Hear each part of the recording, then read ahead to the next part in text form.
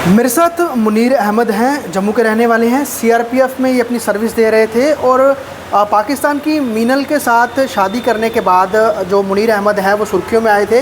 अभी आपको सूरत हाल बताऊं ताज़ा कि मुनीर अहमद को सीआरपीएफ ने नौकरी से जो है वो डिसमिस कर दिया है। अब ये अपनी बात रखने के लिए सामने आए हैं क्योंकि इनका ये कहना है कि इन्होंने अपनी मैरिज को लेकर तमाम चीज़ें जो हैं अपने उच्च अधिकारियों को बताई थी और जो तर्क दिया गया है कि इन्होंने कोई जानकारी शादी की नहीं दी थी वो बिल्कुल जो है वो गलत है। मुनीर, आप मुझे ये बताइए, क्योंकि हमने तब भी देखा था जब जो पूरा सिलसिला चला था, जब आपकी शादी हुई थी, आप शादी करके मीनल को लेकर यहाँ पर आए थे शादी के बाद।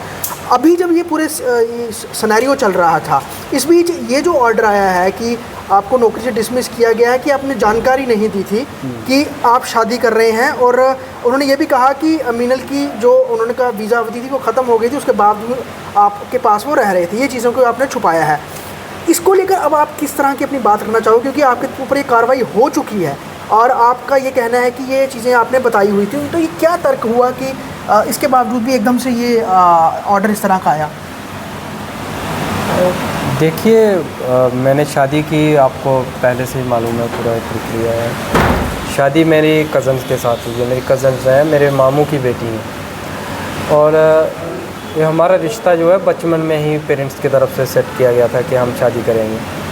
तो उसके बाद 2017 में मैंने सीआरपीएफ को ज्वाइन किया और फिर लगातार मैं सेवा देता रहा।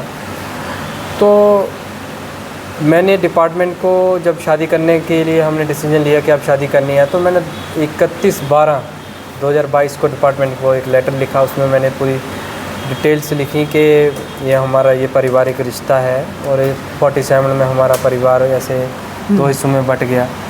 तो हमने अपना पारिवारिक संबंध बने रहे, जो बड़ों ने जो भी सोचा होगा, तो शादी हमारी तय हो गई। तो डिपार्टमेंट ने उसके, मैंने सिर्फ आवेदन दिया, तो डिपार्टमेंट ने कुछ उस पर रिप्लाई भेजा कि आप शादी का कार्ड लगाइए, पासपोर्ट की कॉपी लगाइए और कौन सी जगह पे आपने शादी करनी है वो बताइए। मतलब आपने पाकिस्तानी नेशनलिटी उस समय बता दी, जिक्र कर दिया था या नहीं किया था? हाँ, कर दिया, उसमें वो लिख के दिया था ना, पाकिस्तानी नेशनल नाम वगैरह सब। ओके। तो फिर मैंने पासपोर्ट की कॉपी लगाई मीनाल की और शादी का एक कार्ड दिया। उसके बाद 2023 में मैंने ये सब दिया इनको। तो फिर वो मेरा लेटर प्रॉपर चैनल गया, तो आईजी सेक्टर के पास गया, तो वहाँ पे इन्होंने कुछ और डॉक्यूमेंट्स मेरे से मांगे। तो वहाँ पे मैंने इनको अपने सरपंच से और डीडीसी डिस्ट्रिक्ट डेवलपमेंट काउंसलर से और कोर्ट से अपना सेल्फ डिक्लेरेशन मदर का और फादर का, मतलब जो डॉक्यूमेंट ज़रूरी होते हैं सारे आपने दिए? जो उन्होंने बोला मैंने प्रॉपर दिए उनको। ओके। तो प्रॉपर डॉक्यूमेंट्स देने के बाद वो मेरी फाइल जो है वो proper channel DG director Delhi तक गई। ठीक है। दिल्ली में उस लेटर पे काफ़ी 4-5 महीने का समय लगा, उसको पूरी जांच पड़ताल हुई। उसमें मेंशन भी किया है कि हमने वेरिफिकेशन जैसे होती है। हाँ, हमने उसको वेरिफिकेशन किया तमाम एजेंसियों के थ्रू। हाँ। तो उसके बाद में वहाँ से एक रिप्लाई आता है, जवाब आता है, ऑर्डर आता है कि जवान ने इसमें जो है सूचना देने का प्रावधान है रूल के हिसाब से। ओके। तो उसमें 1962 3A के तहत जो भी है उसमें दिखाया गया है, उसमें उसके तहत डिपार्टमेंट ने इन्फॉर्म किया है।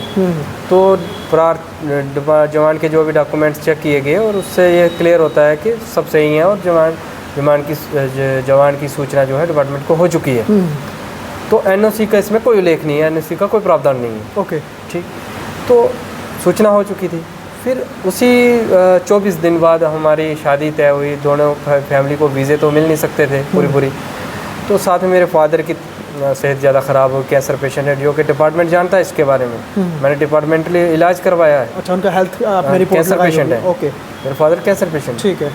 तो इलाज चलता रहा, तो मेरे फादर की तबीयत ज़्यादा ख़राब हो गई, उनकी सेहत ख़राब हो गई। तो हम दोनों पूरी फैमिलियों ने आपस में ये सलाह मशवरा किया कि हम ये भी हमारे पास एक माध्यम है कि हम वीडियो कॉन्फ्रेंस के जरिए शादी करें और यहाँ भी फंक्शन हो जाएगा, वहाँ भी हो जाएगा, दोनों फैमिली ठीक है लाइव जुड़ भी जाएंगी। ओके।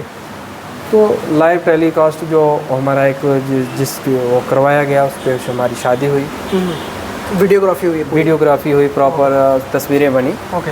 काजी बैठे दोनों तरफ से, वकील जो मुकर्रर होते हैं वो हुए, हिजाब कबूल हुआ, तो शादी हो गई। शादी होने के बाद हमने मीनाल का वीज़ा अप्लाई किया एज ए मेरी वाइफ मुनीर अहमद भाई।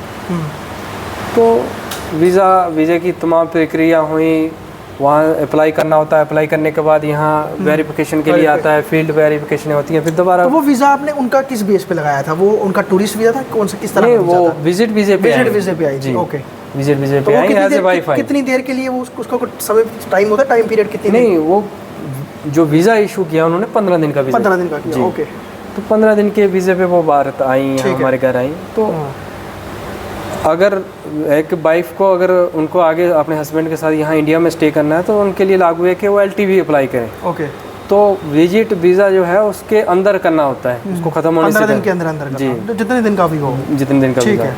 तो हमने 1 तारीख को यहाँ रिपोर्ट की थी, 28 को आई थी रात में, 1 मार्च को। तो हमने 4 तारीख को अप्लाई कर दिया। 4 तारीख को अप्लाई किया और 13 तारीख को पूरी वेरिफिकेशन कंप्लीट होके उसका प्रोसीजर कंप्लीट हो गया, वो हायर अथॉरिटी को भेज दिया गया।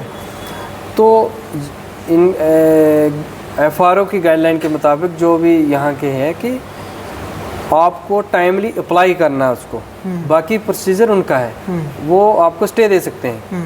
तो हमें बोल दिया कि आपके पास मेल आ गई, आपको कोई पूछे तो ID पासपोर्ट ये बता देना, प्रोसेस में चल रहा है, तो हम LTV में स्टे करें। ठीक है।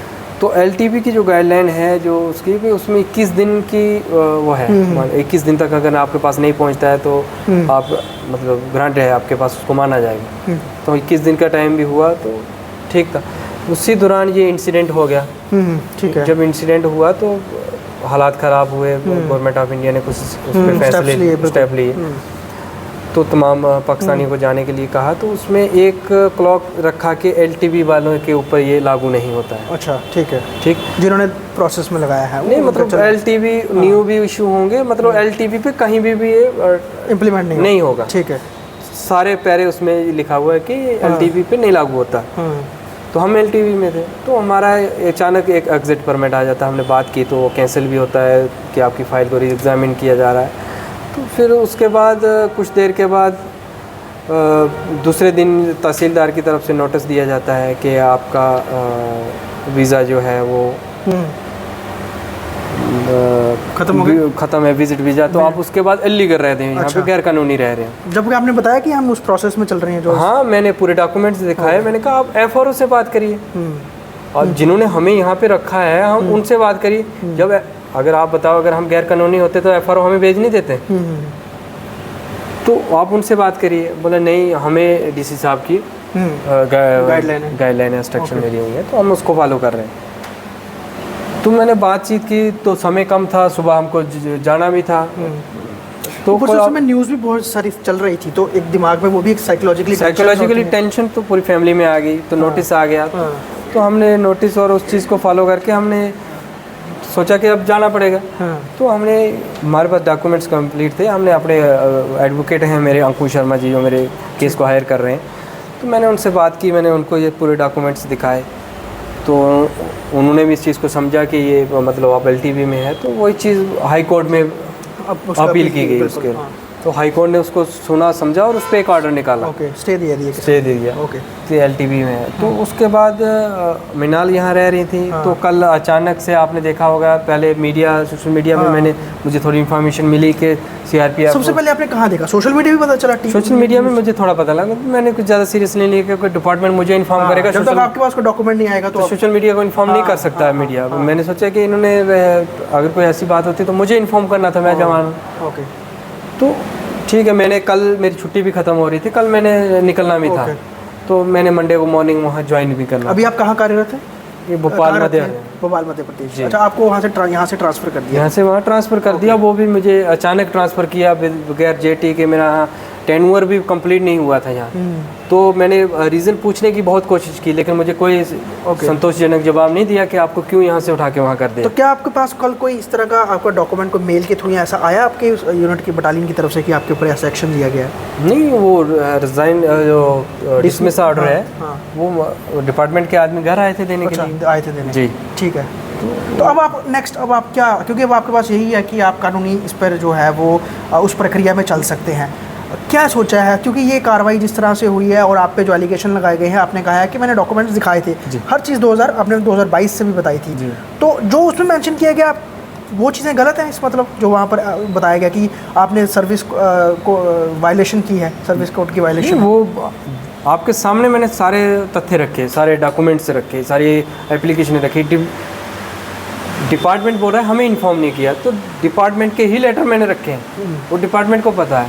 और आपको पता है जब मीनाल आई थी तो तब भी वो कौन सा डिपार्टमेंट जिसको इन्फॉर्म नहीं हुआ था।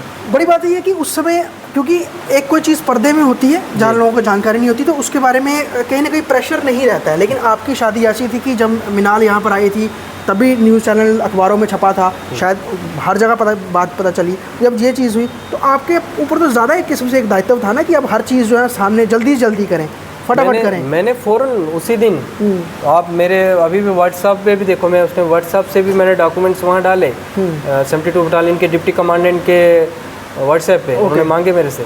मैंने प्रॉपर इन्फॉर्म किया, और जब 15 दिन कंप्लीट हुए उनके, तो उसके बाद भी डिपार्टमेंट को इंटीमेशन किया मैंने कि एलटीबी में है अभी। तो अभी मुनीर आप क्या क्योंकि आप जैसे आपने मीनाल की बात की, तो एडवोकेट अंकुर शर्मा के केस को देख रहे हैं, आप भी, आपका केस भी वो भी यहाँ भी वो देखेंगे। अब कहाँ आप अपील करने की अगर नेक्स्ट आपकी अब चल रही है कि अब कहाँ अपील करेंगे आप? मेरी सबसे पहले अपील प्रधानमंत्री जी से और गृह मंत्री जी से है कि वो एक बड़े इंसाफ परस्त नेता हैं, ठीक है, इंसानियत के नाते वो देखते हैं, तो मैं उनसे बड़ी उम्मीद रखता हूँ कि वो मेरे साथ जरूर जस्टिस होगा, मेरे साथ इंसाफ होगा, हमें मियाँ बीवी को एक साथ रहने दिया जाएगा, हमें वीज़ा भी मिलेगा, और मैं फोर्स सीआरपीएफ में मैं सेवा देना चाहता हूँ। आपकी शुरू से ही बेल्ट फोर्सेस की तरफ अपना रुझान था जब आपने ज्वाइन किया था? मेरा बचपन से ही बड़ा शौक़ था फौजी बनने का। तो काफ़ी मेहनत मशक्क़त करने के बाद मैंने इसको ज्वाइन किया। तो कितनी देर की सर्विस होगी अभी तक आपकी? मैंने 2017 में ज्वाइन किया, शायद 9वां साल है। 9वां साल, अच्छा। इस दौरान आपने कहाँ सर्विस की थी, किस राज्य? मैंने बिहार में सेवा दी, मैंने छत्तीसगढ़ में सेवा दी, मतलब नक्सलाइट एरिया। वहाँ से जब आप नक्सलाइट एरिया में आप सेवा देते हैं तो वहाँ से एक जवान को ऑप्शन मिलता है कि आप चॉइस करिए अब आपको कहाँ जाना है। ठीक है, 3-4 साल के लिए। ओके, तो मैंने जम्मू चुना। तो जम्मू आने के बाद मुझे पूरा वो अभी 2 साल के बाद ही मुझे भोपाल भेज दिया गया। अभी उसके ऊपर भी मेरे को कोई जवाब नहीं मिला कि मुझे क्यों ट्रांसफ़र किया गया। मैंने यहाँ भी पूछा, वहाँ भी पूछा, मैंने डीजी, हालांकि मैंने डीजी साहब को वहाँ से लेटर लिखा हुआ, अभी वो मेरा अंडर प्रोसेस है। कुछ दिनों के बाद मेरा इंटरव्यू था, उसमें मैंने ये लिखा था, अपनी शादी के बारे में क्लियर लिखा हुआ है। मैं आपको उसकी कॉपी भी दिखा सकता हूँ, जो डीजी के इंटरव्यू, कोई अगर मैंने कुछ चीज़ छुपानी होती तो मैं डीजी साहब को क्यों लिखता। मैंने उसमें ये लिखा कि मैंने ऐसी शादी की, मैंने डिपार्टमेंट को इन्फॉर्म करके शादी की है। तो मेरी जो आगे की उसकी प्रक्रिया, जो उनकी आगे की कार्रवाई होनी है वो जम्मू में होनी है। तो मुझे जम्मू ट्रांसफ़र कर दिया जाए, मुझे गलत यहाँ ट्रांसफ़र किया गया है, मुझे इसके पीछे का कारण का कोई पता नहीं है। तो 41 बटालियन को मैंने प्रॉपर लिखित में और डॉक्यूमेंट से और पूरी विवरण के साथ एक्सप्लेनेशन करके उसकी मैंने 41 बटालियन को दी। और उसके साथ आपको एक चीज़ और मेंशन कर दूं कि 41 बटालियन में जब मैंने रिपोर्ट की, वहाँ जाके वहाँ के जो सरकारी डाटा रजिस्टर होते हैं हमारे, उसमें भी मैंने बताया और उस रजिस्टरों में भी एंट्री हुई, इतनी डेट को आई, पासपोर्ट नंबर ये है, ये एक फॉरेनर है और इसने शादी की। मेरे डाटा रिकॉर्ड में भी सीआरपी के एंट्री हुई। तो अब ये आज आपके सामने है जो है। तो मुझे बताइए, जब ये बात सामने आई, क्योंकि मीनल पाकिस्तान से हैं आप, क्योंकि बड़ी बात है कि कहीं ना कहीं एक मेंटली प्रेशर भी हो जाता है उन पर कि मैं जब यहाँ पर आई हूँ तो ये अब बड़ी सारी चीज़ें हो गई, खासतौर पर भी आपके फेवर में नहीं है। तो अब आप उनको किस तरह से कहीं ना कहीं काम डाउन करने की कोशिश करें, क्योंकि एक इंसान सोचता है कि मेरे आने से बड़ी सारी चीज़ें ख़राब हो रही हैं या गलत चल रही हैं। तो अभी उनका स्थिति किस तरह की है, वो किस तरह से आपसे बातचीत करते हैं? परेशान तो ज़ाहिर ही है, जब नोटिस आया था उसके बाद क्या हालत हुई थी आपने देखा होगा। बिल्कुल। तो परेशानी तो है ही है। एक राहत मिल गई थी कि चलो हमें स्टे मिल गया, लेकिन ये नौकरी की बात है, जब सामने ये आ गया तो आप खुद अंदाज़ा लगाइए कि मेरे दिल पे क्या बीत रही होगी, तो मैं किस दौर से बीत रहा हूँ। कहीं ना कहीं वो भी अपने पर दोष लेने की उनको लग रहा होगा कि मेरी वजह से ये सब हो रहा है, उनको भी लग रहा होगा। नहीं, अभी मतलब दोष क्या है, मतलब दुख तो होता ही है इंसान को। हाँ, तो अब मैं इंसाफ की उम्मीद करता हूँ। अब आप गृह मंत्री से आप अपील कर रहे हैं, प्रधानमंत्री से अपील कर रहे हैं, हालांकि आपने दस्तावेज पूरे लगाए हैं, आपको लगता है कोर्ट के प्रक्रिया से अब जिस तरह से मिनाल को लेकर आपको रिलैक्सेशन मिला, आपको भी रिलैक्सेशन मिल सकता है? ऐसे न्यायपालिका पूरा आपको उस मौका देगी पूरा सुनने का ऐसा? नहीं, मुझे न्यायपालिका से तो बड़ी उम्मीद है कि वो हर गरीब मजलूम और बेकसूर की आवाज़ को हमेशा सुना है उन्होंने, तो मेरे साथ भी इंसाफ होगा। अच्छा, मैं लास्टली आपसे ये पूछूंगा, आपका केस है, आप अपने तरीके से हैंडल कर रहे हैं, आपको आप ही पे ही क्या बीत रही है वो आप जान रहे हैं, लेकिन इसमें बड़े सारे लोग इस पर सियासत कर रहे हैं, अलग अलग चीज़ों के बयान दे रहे हैं, कुछ इसको मुस्लिम एंगल देने की कोशिश कर रहे हैं, कुछ इसको पाकिस्तानी एंगल देने की कोशिश कर रहे हैं, कुछ हिंदुस्तान पाकिस्तान का एंगल देने की कोशिश कर रहे हैं। आप उन लोगों को क्या अपनी तरफ से नसीहत या फिर एक अपील करना चाहेंगे, क्योंकि ये मैटर आपका है, आपसे ज़्यादा कोई नहीं समझ सकता ये?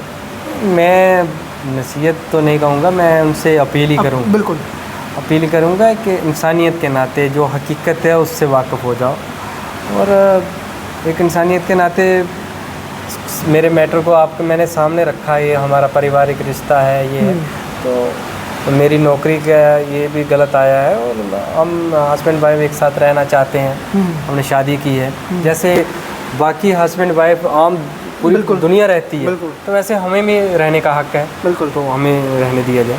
तो ये मुनीर अहमद हैं, आपको मैं बता दूं कि सीआरपीएफ में ये कार्यरत थे और कल इनके डिसमिसल का जो है एक ऑर्डर आया और उसमें कई सारी चीज़ों के बारे में जिक्र किया गया। इन्होंने जानकारी नहीं दी थी, सर्विस कोड ऑफ कंडक्ट का वायलेशन था। मिनाल इनकी वाइफ वीज़ा ख़त्म होने के बावजूद अवधि के बाद भी इनके साथ रह रही थी, हालांकि इन्होंने कहा कि एलटीसी के लिए ये अप्लाई इन्होंने किया हुआ था, वो अवधि थी, पूरी प्रोसेस था, पूरे दस्तावेज इन्होंने 2022 से ही हर चीज़ के बारे में अवगत कराना शुरू किया और इन्होंने बाकायदा दस्तावेज दिखाए भी हैं। लेकिन बड़ी बात ये है कि ये जो पूरा निर्णय लिया गया है सीआरपीएफ द्वारा, अब मुनीर के पास यही ऑप्शन है कि थ्रू कोर्ट ही अब आगे जो है वो अपील कर सकते हैं, वो उस प्रोसेस को करेंगे भी।